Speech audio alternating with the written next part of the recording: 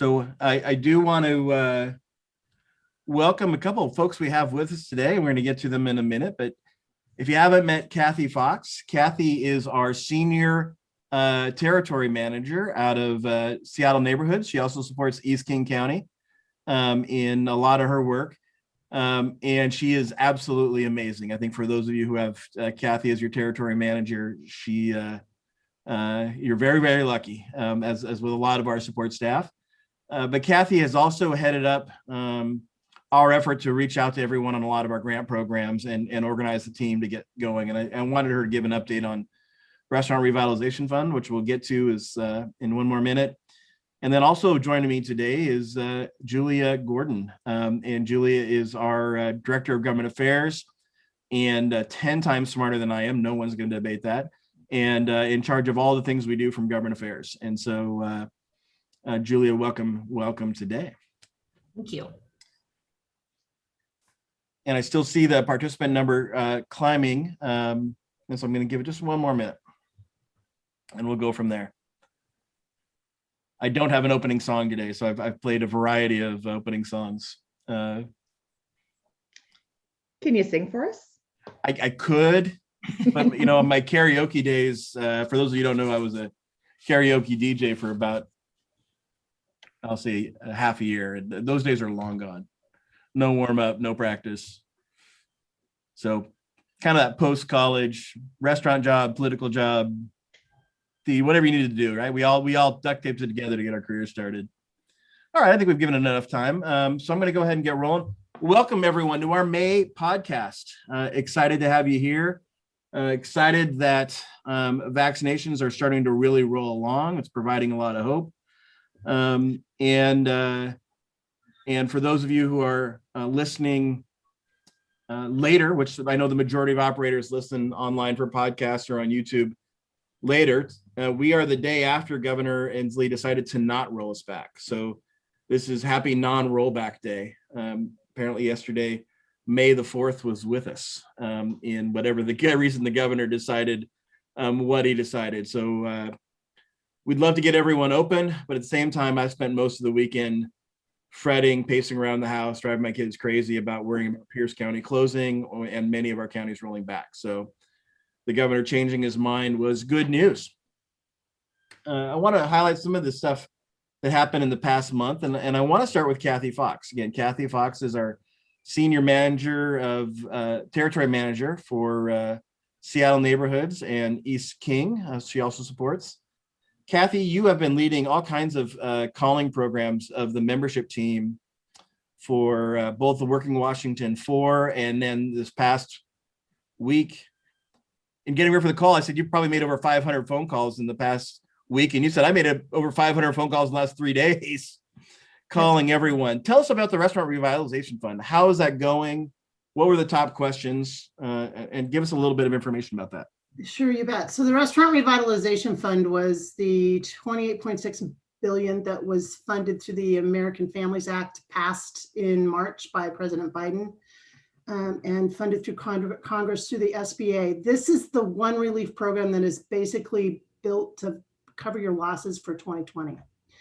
And it's distinctive in the fact that you didn't have to be in operation prior to February 15th, 2020 in order to get any funding. So if you were scheduled to open your restaurant in March of 2020 and never really got to launch, you can actually go back and get some relief for expenses, et cetera, and lost rent. And which is very important. It's one of the only ones that was only grant programs that were set up to do that. It is not too late to apply. The portal opened with the SBA on Monday morning, had mass traffic. The SBA has designed this program, and they've gone on record saying this. They want as much traffic driven to it in the beginning so they can go back and get more money for the channel. They know 28.6 is not enough. So please apply, show there's need. It's not too late. And this team is going to continue to call and outreach members and non-members alike, operators in the state, to actually apply if they have not already. So a couple different, if I can, Kathy, a little follow up. this one's different because I think I'm hearing from operators, I'm like, God, another grants, I'm not in the grants business. This one's not $10,000. This one's $1 million, For losses. up to 5 million, right? This is the mother of grants. Sure, here it's to set help. up. It's essentially set up. It's 20. Basically, this is high level. 2019 gross less 2020 gross less your aggregate PPP loans, and that's your award. So we've had a few operators that don't qualify because their PPP covered their losses, but for most operators that's not the case. So you should apply.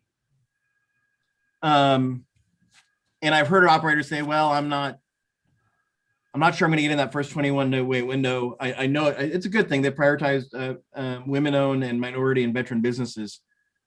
But to your point, we want to get every restaurant who still had a loss after the PPP grants applied, because Congress has expressed a willingness to say, let us know what the demand is. We're willing to do more. If you don't apply because you're worried you're too late, or you're worried you're not in that 20-day window, it might block other folks. And so please get that in. And I would also say AHLA is American Hotel Lodging Association is pushing a similar program for lodging. And so getting your application, if you don't qualify, or letting us know, we are going to be preparing a major grassroots effort for a similar lodging relief effort. They announced, AHLH, our partners at the national level, announced that they're going to be pushing that program. I think it was last week, 2 weeks ago. Time and space is lost in 2021. I've forgotten when everything started, but lodging, there is hope for a similar program, and we'll be getting more information out as that develops, because I think the transportation package that comes out next is going to include both the idea for additional funds for this and if there's momentum on the hotel program. Kathy, can you put in the chat? I know we did a couple of podcasts on this that should answer all the questions. And did we build a toolkit on this? I believe we did. And I'll drop the links in the chat. We have a handy dandy toolkit that's got more information and links every resource we've created. I would check that first. The sample application is included there, eligibility requirements, and the documents that you need to apply. I did notice that Brian had a question regarding hotels applying. Hotels can apply. Lodging is viable if 33% of your gross comes from your food and beverage program. If you don't have an F&B program on site, this funding you won't qualify for it. But if you do, and it's 33% of your gross, you should apply. That's important. And it's by EIN. So if your restaurant has a separate EIN, also true. Also, you could also get it in. It's not by NAIC, it's by EIN. Correct. Also important, we heard from the SBA this morning that the PPP channel has been exhausted. There is no more funding in that for PPP. If you had an application in the queue prior to today, you're still viable, but they're not accepting any more applications. Okay. Okay. That's awesome. So yeah, Kathy, please put, looks like the toolkit's in there, the podcasts. And people may not know, I hope you all know your territory manager, your membership rep by now, but the SBA actually did some training so you could answer questions and gave you a hotline, right? So if there's any questions we have that phone to the SBA, it's great. So if you do have questions, hit a blip. If you get back into your application, there's all sorts of, you've been stalled, you should call us. You should, I'm going to put the number in. If you don't know your territory manager, who that is, just email the podcast number, and then Lisa will get you from there. Podcast number, podcast address. Right. And Lisa, you put the toolkit in. The toolkit and the webinar. Right. And we're happy to assist members or non-members. If you know anybody who's got a language barrier or tech issues, just not necessarily an IT human being, we can connect them to resources to actually assist in getting the application in. Yeah. So if you're interested in $1 million, this is the one you want to throw in. And even if you're like, well, only 1 out of 6 are going to get it, you buy lotto tickets that have much worse odds than 1 out of 6. Let's get everyone in and show Congress how much we need help And if in you- getting this debt If you relief. have So, stress about the application, it only takes about 20 minutes. Once your docs are prepared, it's not super stressful. Well, the other grant application programs were. This one's easy. Kathy, thanks for joining us this morning, and we appreciate it, and all your work. I mean, 500 phone calls in 3 days is, just a sense of how much you've done to outreach to operators to help, and you and your team on the membership side. Thank you so much. We appreciate all of our members and all the operators. They do so much for the community. We need them to survive. So thank you for having me. The podcast we put on there is not the only podcast making news. Lisa, don't we have another podcast coming up this month that people are going to want to watch? Yes, as a matter of fact, we do. We have 2 national events coming up. The first one is the National State of the Industry for Restaurants and Entertainment on May 11th. That's Tuesday. It will feature National Restaurant Association CEO Tom Benney and operators Brian Moreno and Jenny Rojanestein. And the association's Katie Doyle will be there for a roundtable discussion on federal legislation and available relief. We also have one of these going on for our lodging and events members. This will be on May 20th. American Hotel and Lodging Association CEO Chip Rogers will speak about available funding, how AHLA is advocating on your behalf at the federal level, and what the future holds. It will also have a segment with STR on state room supply, occupancy, and RevPAR. Both of these are available. You can register for either of these on our website at either wahospitality.org or at hub.wahospitality.org and click on the webinars and videos link.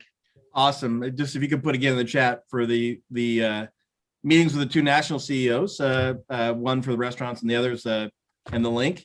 And then again, if you're listening online later or you're in your car, you're like, I can't remember that address, just email podcast@wahospitality.org and say, can you send me the link? And we'll send you the link directly. So I'm excited to hear those. I haven't had a chance to hear Chip speak or either of the new CEOs speak since they've become CEOs at the National Restaurant Association and HLA. So I'm going to be excited to listen to both of those. A couple of other wins moving forward, and then I want to get to a kind of one of our industry's major heroes in Julia Gordon. But some other exciting things that happened last month. We got our report. We get a quarterly savings report about how much our program saved our members. And they actually had a record quarter. Our business insurance enrollees saved an average of 29% on their business insurance last quarter. Our new payroll program, Paylocity, had an average savings of 35%. So those are 2 programs that are really taking off and helping a lot of people. A lot of times people said, I only belong for retro. And here's all these programs starting to deliver a lot of value to folks. And then our credit card suite had an average savings over $6,000 this quarter. And so that quarterly savings report is kind of new as we track these things out, but it's been a record quarter for our program. So thanks to all our folks in business development. If you're interested in these programs, again, let our podcast know and we'll pass it on. Speaking of a heck of a quarter or a heck of a session, if you haven't met Julia Gordon, it really is your loss. She's one of the smartest, fiercest, coolest people you'll meet. Everyone wants to know why I'm the CEO instead of her, and it's a fair question. I'm not really sure. Julia, welcome and congratulations on a heck of a session. Thank you for such a kind introduction, Anthony. Well, it's true, Happy to be and you really did. When I was with Boeing and we were trying to save Boeing in the state, I thought I had a good session, and I think you might have topped me in your work to help relieve an industry. Have you had any sleep since Siney died, since session got over? Has your team had a break? Are you okay? Well, I think for those who are listening on our Government Affairs Committee calls weekly, I think this might be an appropriate time to remind you that you promised me a Hawaiian vacation if we were able to pass unemployment insurance relief. And we did, so. That's awesome. Let's talk about some of the wins this session. And I mean, I think the biggest win, obviously we all wanted to get reopened, but that was the legislators role. That was more the governor's role. So sticking with the legislative stuff, let's talk about some of our relief efforts. What are some of your highlights on the relief efforts that you're proud of that have taken effect that the members should know about? Yeah, and I'll back up and just start off by saying it feels a little odd saying we had a good session because we've had such an awful year and a half. We had a significant legislative agenda because, quite frankly, our industry needed relief in order to survive. And so we were able to achieve a large number of those objectives, but we needed to. And I think we certainly had an appropriate reaction to what the industry's been through by the legislature. It was very clear that in the relief efforts, they've prioritized the hospitality industry and wanted to make sure that they were doing what they could to help our industry. And I think we're very pleased that we were able to achieve a number of those objectives. But beginning with sort of the relief category, we did have a legislative agenda that focused on relief, restart, and recovery. There is a significant number of items we were able to achieve for our members. And I think we'll kind of start with most significantly is around unemployment insurance. The very, very first bill that the legislature passed this year and sent to the governor's desk for signature was around unemployment insurance relief, delivering $1.73 billion in unemployment insurance rates relief to businesses that have been impacted by COVID. And I think when Employment Security Department sent out those rate notices in December, the magnitude of what has really happened certainly showed on all of our rate notice increases. For the hospitality industry, right, it was probably the most significant. We were seeing increases of 1,200 to 1,300%, which we certainly weren't in a position to take that on for the next 4 years. So that was certainly significant. And there's also like $200 million in relief efforts on grants too, wasn't there? Yes. So going into session, when we were talking about ways the legislature could provide relief to the industry, we were a little bit, our hands were a little bit tied because there's a constitutional provision that prohibits gift of funds to any kind of private entity or private business. So the legislature is actually constitutionally prohibited by providing grants similar to the federal relief efforts that we saw, but they still had a significant amount of funds that were not yet appropriated from the federal relief efforts. They were able to pass $240 million in small business grants relief, direct relief, which our wonderful membership team has been out and about assisting members applying for those grants. So another $240 million in those grants. And from what I heard, about 80% of those are going to end up going to hospitality. Oh, wow. Great. And so will be interesting to see how all that comes out as the final numbers come out. But that didn't happen without a lot of work by your team, Julia. So thank you very much on that one. On unemployment issues, you started to talk about UI, but as incredible as it sounds, 1.3 billion, that was just the first UI bill, right? We actually had to fix next year too. Yeah. Yes, that is correct. One of the last bills that was passed actually was in regards to next year's unemployment insurance rates. We know this is going to be a kind of a multi-year effort as unemployment insurance rates are based off of a 4-year look back period. And so addressing the massive benefit charges and increases in unemployment insurance rates is going to be a challenge moving forward. And we were able to address this in another bill that provides $500 million in relief to businesses that have been impacted. And importantly, with this version of relief, they created 4 different categories for relief. prioritizing the hospitality industry in the first category and the second category. So a bulk of those funds will be targeted and directed at the hospitality industry, which was really important for us since the impact of COVID has been so uneven. Hospitality industry taking a significant brunt of that. We were able to get targeted and direct relief for our folks that have been the most impacted. Well, and what would you estimate? You said the savings on that second bill would probably been how much in addition? Yeah, so $500 million for the second round of relief and $1.7 billion for the first round of relief. So over $2 billion, yeah. $2 billion in relief that will be largely targeted at helping our industry, which is just great work. And for those of you who don't know, Julia, you were the lead for the business community. You were the one trying to hold on to labor and bring D's and R's and everyone together to make that happen. And I'm sure that took years off your life, but you really played a leadership role in that. And what was that like of being the point person for the whole state? I mean, it's the second time you've done it, right? You also did the same thing on paid family leave, but what was that like being in that hot seat with everyone looking at you for all the answers for all industries while you're trying to help hospitality?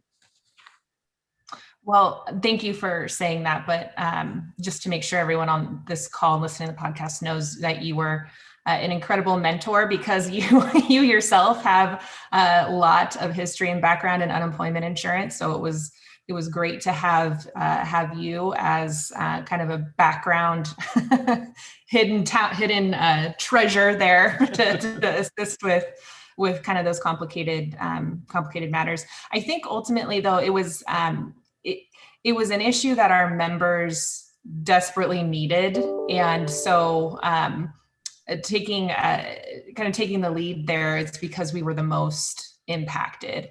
And it was great. Had a strong team of colleagues that have also supported relief efforts. I do serve on the Unemployment Insurance Advisory Council, which is a really fun group of business and labor. We get together once a month and talk about what is happening with unemployment insurance, kind of nerd out on data, and submit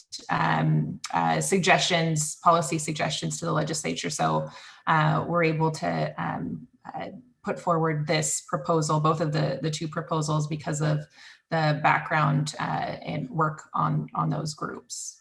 Well, you and I could talk UI all day, but I get our members are like, okay, we got relief, thank you. I know sometimes I have to shut myself down. Like, okay, I'm getting a little bit too detailed. Well, in fact, we call it UI, but our members are like, what are they talking about? It's unemployment insurance.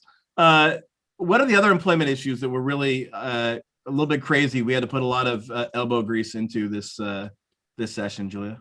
Yeah, so it's interesting that you say that. I think both or all four caucuses, this was an unusual session, virtual session that no one has ever experienced before. So all four caucuses kind of put together their legislative agendas, and we started session with the priority of being, relief from COVID, responding to the COVID outbreak, and equity, and passing a budget. And those were the issues, the priorities. And there was really a strong push not to engage in any other issue area.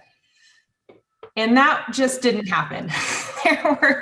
There were just as many bills introduced this session as any other long session. And the virtual nature of session we certainly had our work cut out for us this year. So there were a significant number of bills introduced targeted at assisting workers through the pandemic, which I think we're quite pleased we're able to, on almost every issue that was introduced, find a way to address sort of those unique needs through the epidemic, while not penalizing businesses, of course, who did not create the pandemic. So there were a large number of bills in the labor arena that we were able to work with to amend, to address the issues that businesses were also facing, or were just able to stop conversation on those bills this year because of the impact.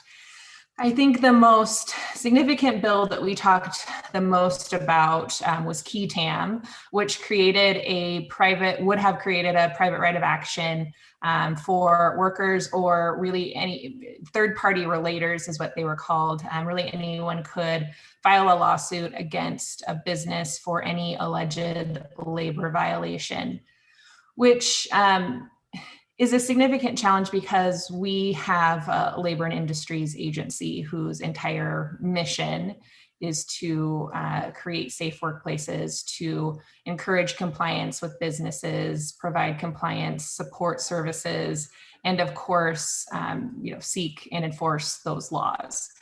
So, of course, labor and industries is certainly entitled to levy fines, penalties, et cetera, for noncompliance. And so what really is the purpose of having an agency whose sole mission is to do that work if we're also going to allow private individuals to file lawsuits on any sort of alleged violation? And so that was an issue we worked significantly on this year, as well as previous years. We do anticipate it coming back. We were able to defeat that bill this year, and certainly envision working on that issue in the coming years. But that was one bill that occupied a lot of our time.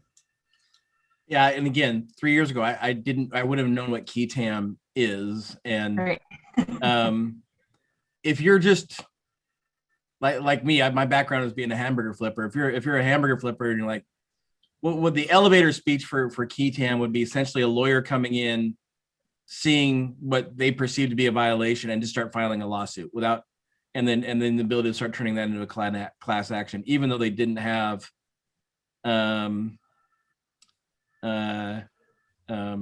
necessarily a client in the case to start with. Am I roughly accurate on what that means to the average operator? Yes. I mean, I think a number of our members understand what it's like, or have dealt with the drive-by lawsuits with the federal ADA compliance, right? They don't even have to necessarily have been in your business, and they can file a lawsuit, and you find yourself in the position of having to hire an attorney just to respond to a frivolous lawsuit. So it would be similar to that, but instead every single possible law or rule that LNI oversees, you'd be able to file a lawsuit. Okay. How many employment bills do you think we're tracking total this session, even though they were focused? A lot. Like 100. It's probably the single largest, outside of tax issues, but the single largest issue area we've engaged in.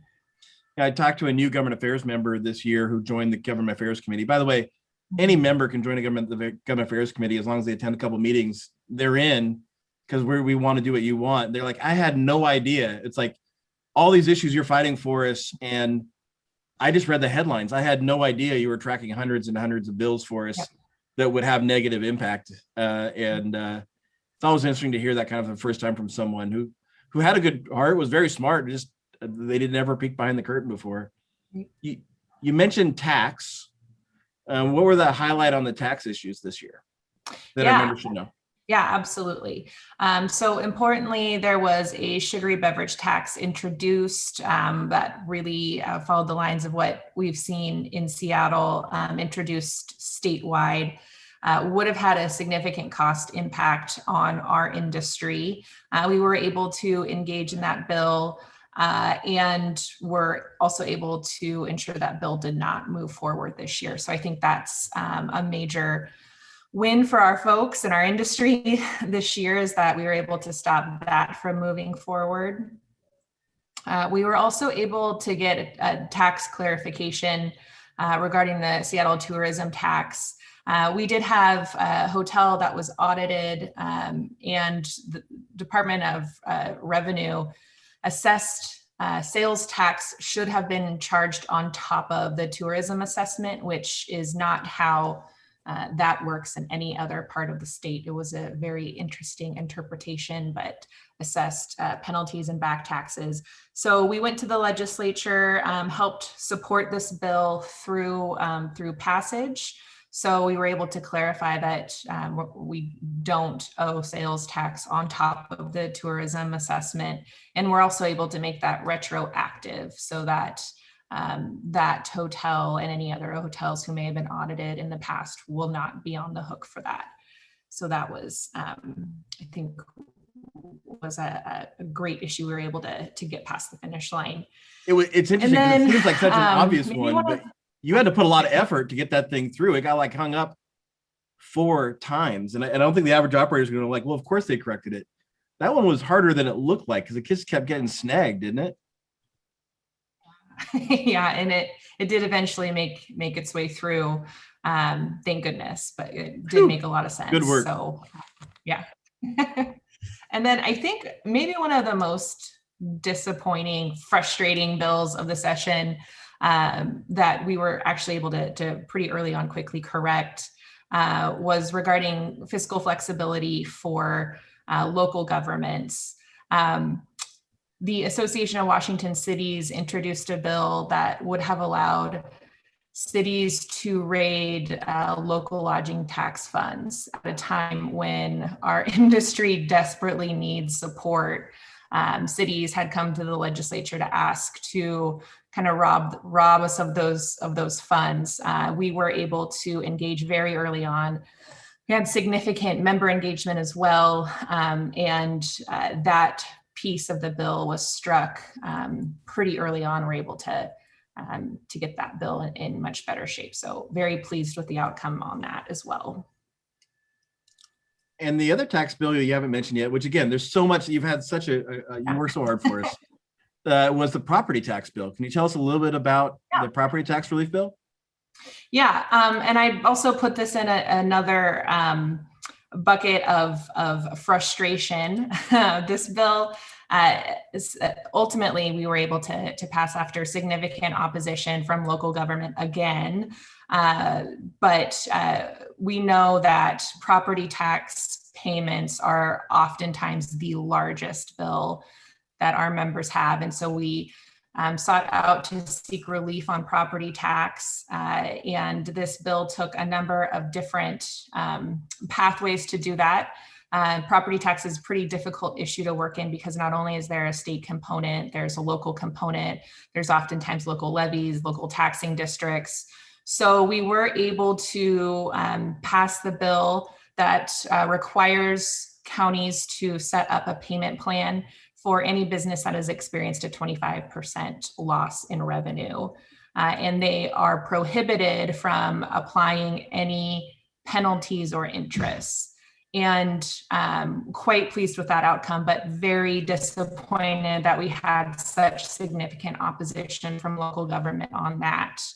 Right, ultimately, we're just asking them not to make money off of our industry when we've been through such significant struggles this past year. Just please don't assess penalties and interests on the payment plans. And ultimately, the legislature agreed that made a lot of sense, and we're able to override the local government opposition there. So very pleased we were able to kind of win that argument, provide a layer of relief for our folks. Now, operators have a limited time to apply for the payment. How does that work? For right. Great news on the win, but if you're a real operator and you want to know, okay, well, now what do I do with that? How do I take advantage of this? Where do they start? Right. So it was for property tax payments that were due April 30th. So we were able to work with our membership team and communications team to make sure we got the word out very quickly. I think we had about 16 days between when the governor signed the bill and April 30th for folks to apply for those penalty and interest-free payment plans. Okay, good work. There's so much here we could talk about because there's probably another 85 tax bills we could talk about. But let's move on to business operations. What about in the business operations area? What were the major wins or frustrations for you in that category of issues? Yeah, and I want to make sure that also celebrate good partnerships. I touched on what was frustrating was the opposition from local governments in relief for industry, but really positive relationship has been with the Liquor and Cannabis Board throughout this entire pandemic. The very first call that we received on March 13th, the day that we got word that our industry was going to be closed down, was the executive director of the Liquor and Cannabis Board asking how they could help or what they could do to support the industry, and have been really strong partners ever since. And that carried through to our legislative agenda. We were able to pass two significant bills in the liquor arena. One was extending some of those privileges that we worked with the Liquor and Cannabis Board on, so cocktails to go, things like that, we were able to extend. And then also we're able to work with the legislature to waive liquor license fees for a year, which is a significant impact to operators. It's one of our largest licensing and fees that we pay. So that was incredibly helpful, but that could not have been done without the support of the Liquor and Cannabis Board. It's been that relationship. And also have to give a shout out to Katie Doyle on our team, who's been she's been the true one working on those issues. Yeah, and shout out to that partnership and just the communication on both fronts, and a lot of issues that have occurred on the rulemaking side too. It's been fun to watch that relationship really blossom and work together in a time of crisis with Liquor Control Board. So, what other issues under business operations would you highlight? Yeah. So, and I think one point we're still working on is the eviction moratorium bill that passed. We were very pleased we were able to remove hotel guests under the definition of tenant for the eviction moratorium. And we'll be working, unfortunately, continuing to work on that. The bill did contain an emergency clause, which means it's effective immediately as soon as the governor signs the bill. There seems to be a difference in interpretation of what that actually means with the Attorney General's office, who's continuing to enforce the executive order, despite the fact that the bill had an emergency clause. So we are going to continue to suggest that our members proceed with extreme caution in having hotel guests that stay beyond the 13 days. And as this eviction moratorium comes close to expiring June 30th, we'll make sure that the actual bill that was passed will take over and ensure that hotel guests are not considered tenants for a purpose of protection under the eviction moratorium. Yeah, that was, I know even the half steps in between, and I know we got to get this all the way through, but heard from a lot of operators, the work on the evictions has really helped a lot of hoteliers and a lot of appreciation on that. And it's frustrating to get the win and have somebody like change their mind on you. So thanks for staying diligent on that one. It's weird that there's so many things. We haven't even touched tourism yet. Right. So can you talk a little bit about the ability, we got to get out of this thing and we got to recruit conventions back to Washington. Can you talk a little bit about what we were able to do on tourism funding? Yeah, so we entered the legislature with a request of $12 million on tourism funding, which is a significant increase over and above what our $3 million annual budget.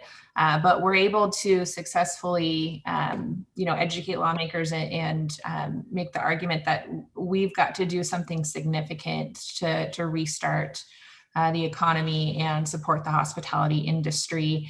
And we're able to achieve $12 million in the budget directed at the Washington Tourism Alliance in promoting the state, and very pleased with that outcome.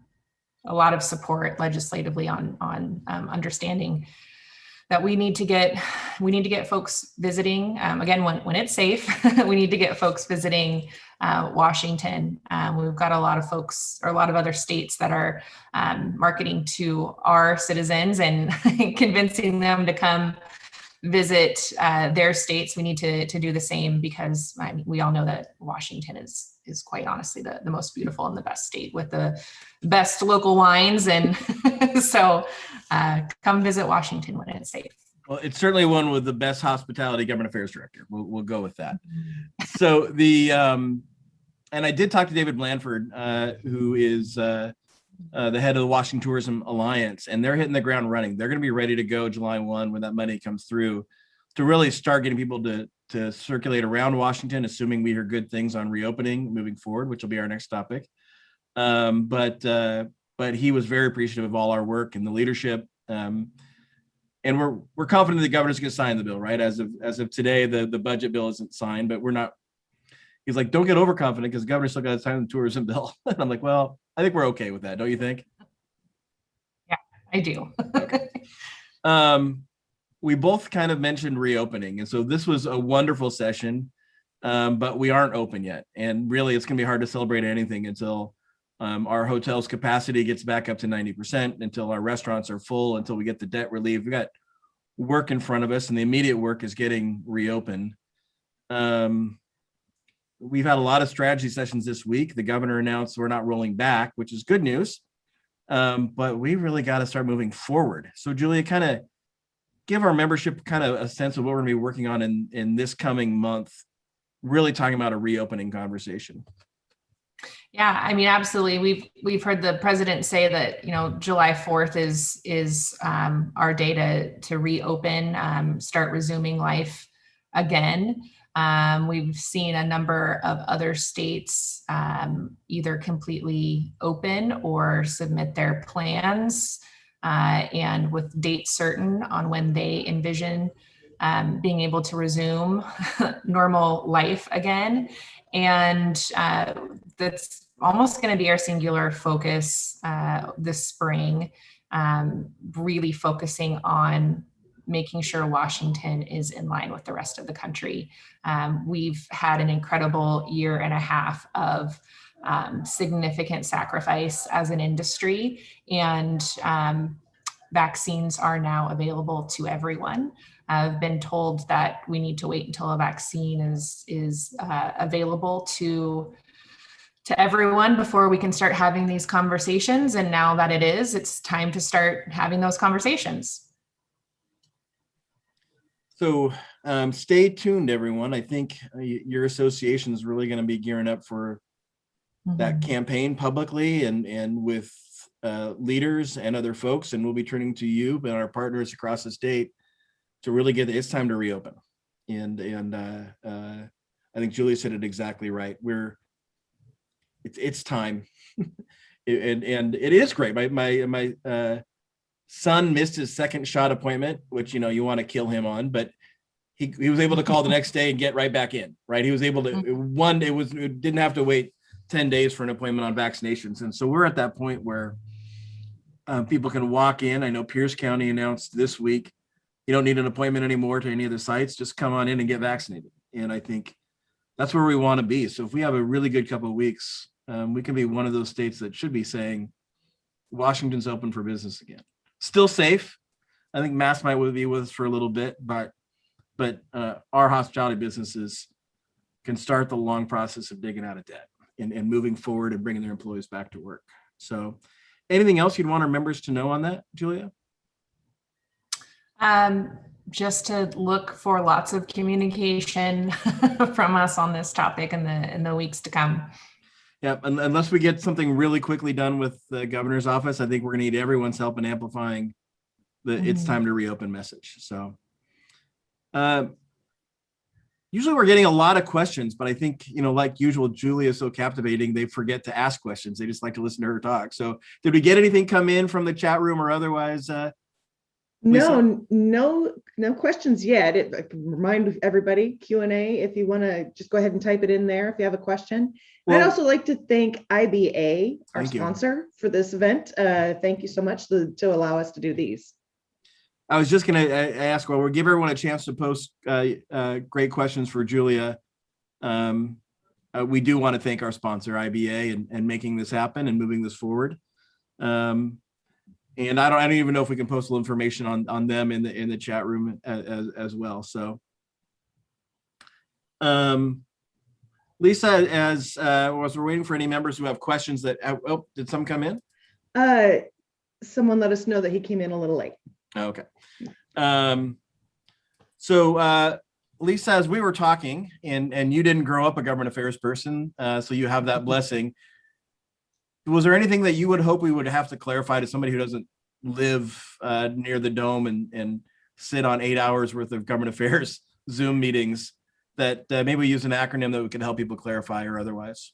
I think that was done very well. It's definitely language for the layman here, and that's me in all ways. So we do have some questions that have come in. Right. How can we help amplify the message of Let's Reopen? We will be reaching out to all of our partners soon. We're developing those messages all week and later this afternoon and soon. So I think letting us know who you're connected to, and when you see a message or a text or a thing come out from us, grab or even email the podcast email saying, I'm connected to groups. I want to help you amplify the Let's Reopen message. And so when we're getting you all the right information. We're going to be strategic. There will messages that will work in Washington, and there will be messages that will push a receptive audience the wrong way. So we're going to do this right, because we want to get it reopened as soon as we can. And we don't want things that give people a reason to not reopen us. Can you touch a little on the capital gains tax bill that passed? Any update on the tax? Yes. So capital gains tax passed, was signed into law yesterday by the governor. This has been an issue that has been floating through the legislature for 5-6 years now. Finally gained the support necessary to pass this year, just barely.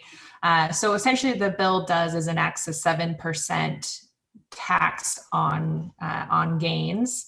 Our involvement in this bill has been to protect the sale of a business. We know that our industry uses the sale of a business oftentimes to retire, to send a kid to college, et cetera. And so our main objective there was to protect the sale of a business. We were successful in exempting a sale of a family-owned business from the new capital gains tax. We were also successful in exempting any property from the capital gains tax that was enacted. So those two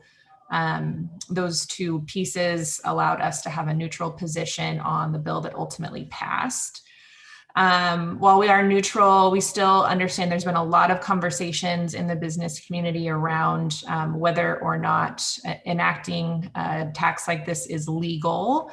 There will probably be additional engagement from other groups on challenging the legality, or even adding a referendum or initiative to challenge the enactment of a capital gains tax. So there will be a lot more conversation on this topic moving forward. Okay, and we have another question about any chance that we would move to where the Montana governor has just decided to reject federal unemployment benefits in favor of back to work bonuses? I don't envision a scenario in which our governor would do that. Anthony, do you have any? Well, insight? I unfortunately I had the advantage of Brett asked me this question yesterday, and I hadn't had a chance to get back to him. I saw the email last night when I got to my emails at like 9:30. I think there's a chance, Julia, for us to talk to unemployment. Probably not the way Montana government. To be really honest, I rejecting federal benefits is I don't think is what the governor's office can do. However, shared work or return to work or work incentive programs are within the realms of ESD. And I think we can message something that gets people back to work without loss because ESC really wants people off the rolls as soon as reasonable as well. So Brett, I think your question gives, now that session's ended and Julia had a couple of days to to not work 20 hours a day, I think is a good chance to go back to ESD and say, as we reopen, what are the possibilities to have incentive programs to get back without having people feel tied there? I think there can be a different conversation that was had in Montana with the same results. Julie, is that fair? Or am I over? Yeah, I think that's absolutely fair. I don't envision a scenario in which our governor will reject federal funds. I absolutely agree with your comments around ESD being a strong partner in returning folks to work. I mean, even prior to COVID, ESD partnered with us on a number of events and completely understand our value in providing jobs and helping people get back to work. So I think that would absolutely be up their alley. So Julia, between your and I's extensive background in unemployment insurance, maybe we can brainstorm and talk to ESD and give an update next month if we've had any luck. Great. Any other questions that have come through? No, that's it. Julia, I want to ask you a question because media is always funny and we appreciate them and they help get the word about hospitality out, but they covered restaurants predominantly in the media coverage, even though we talk lodging and otherwise. And so a couple of our operators have said, well, have hotels been helped in all this? And we hear about restaurants in the media. When a hotel operator said, we've heard a lot of restaurant conversations, what got done for lodging this session? How would you answer that question? Yeah, well, I think first of all, the concern is fair. I think media picked up on the closures impacting restaurants, gyms, bowling alleys, et cetera, because that's where the governor focused his executive powers in restrictions to curb the spread of the virus. Hotels weren't ever closed by order of the governor. So it has taken us, it was a huge education effort with media as well as lawmakers that just because the hotel side of the industry wasn't closed or impacted by a specific order, there's still travel advisory. There's still significant impacts on businesses, right? Down 79%, employment down 56%. Hotels have probably been impacted more as an industry sector than restaurants. And so it was a huge education effort. And I think that ultimately showed in the relief that we were able to achieve. Included in every opportunity for relief that was passed. And then lawmakers were well aware that the property tax piece was directed at, the property tax relief, House Bill 1332, which we touched on earlier, was directed at hotels, with property tax being the largest tax payment that they have. And we're able to also achieve the $12 million in the budget to encourage tourism and assist the lodging industry. So I think there was a lot of opportunities for relief for the lodging side, and I think we're very pleased about being able to achieve those. And I was, there was a lot of work even on the things that didn't happen that were very lodging specific. That again, they weren't media sexy per se, but a lot of things that your team did, and I am very appreciative of all the work you did for the whole industry. I saw another question come in on the worker issue. Yes. And having trouble finding employees who want to work. That is, it's funny. It's like my community. No, this is statewide. This is everywhere. And we are talking about what can we do in this arena. I think Julie and I's conversation we had about ESD is just a part of it. I mean, I think when we talk to the media, this is a multifaceted issue. One, we've had a huge brain drain, as many of you know. Many people have left the industry because of the inconsistent work over the past year. We've had the UI issue with people getting more from unemployment than the other, and that's a piece of it. We also have other industries when our workers were moving, have hired them, and those are moving forward, as well as other industry professionals flat out moving out of state. And so, believe it or not, our state's unemployment rate, I believe, is down to 5.5. So it's not like there are hundreds of thousands. Well, there probably are, but the unemployment rate is coming back down, and we need to help get people back to work, and that's the truth. But I think there's going to be this shifting. Grocery really hired up when they probably had a record year for grocery. Grocery will never see that kind of volume again. And now that as people come back into our industry, we'll see that employment start shifting back away from there. So a great question, Robert, on employment. And I think we will be working on ideas and resources in the upcoming month as we try to figure out what normal is and what is because Julia, many people will be there, just 50 some weeks will be running out, right? Not 50 weeks, but 26 weeks on unemployment will be running out shortly, right? So 26 weeks, and then the federal benefits have extended that through September 4th. So tell me, and I'm just going to be in the moment. Does that mean people can stay on unemployment through September 4th, no matter where they're at with their 26 weeks?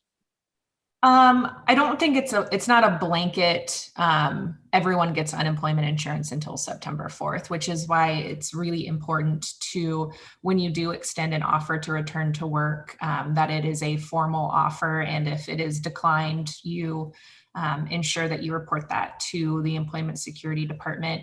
The requirement for work search is waived through September 4th. Extended benefits continue through September 4th. And then there's also federal benefits for folks who may not have been eligible for state benefits. So generally, there is additional support for unemployment benefits through September 4th. Of course, there's caveats within that. You can't, if you're offered a job, there's many instances where if you turn that down, your benefits end. Lisa, this sounds like a good opportunity for our one of our pillars, primary source of information, to create a chart on what this means. Because even in listening to Julia, and I know unemployment, my brain got a little lost. Granted, I'm not as smart as she is. So maybe in the next month, we can put together some information for help our members understand that and get it posted on our website. Julia, I was adding up. We talked about 15, 20 issues in an hour. You had over 40 major wins for the industry in a session. And I there's this balance between our industry's down $10 billion. Yeah, that's the accurate number, $10 billion since COVID started. And it's hard to celebrate too much. At the same time, the relief you provided and the work you've done was incredible. And thank you so much to you and your team, the Government Affairs Committee for the guidance, and all of the volunteers who did grassroots. The industry really owes you a big thank you. And yes, more than a week in Hawaii if we could figure out how to come together. You all heard that. Everyone, if you liked what you heard, please pass it on to others in the industry. And we look forward to talking to everyone next month. And again, if you have a chance, we're excited for both CEOs of the national organizations and their podcasts for Washington specific later this month. So please check it out. And thanks again to our sponsor, IBA, for making this happen. Lisa, anything else for the good of the order? Real quick, I dropped a link to the YouTube video of our Unemployment Security Department webinar Employment Security webinar that we had, I believe, in March, that talked about return to work and shared work in depth. Great. Thanks everyone for what you do. It's an honor to serve the industry and to serve you. And hopefully next month we're talking about reopening has happened. Wouldn't that be cool? Let's give ourselves hope and we'll go from there. Everybody have a great May.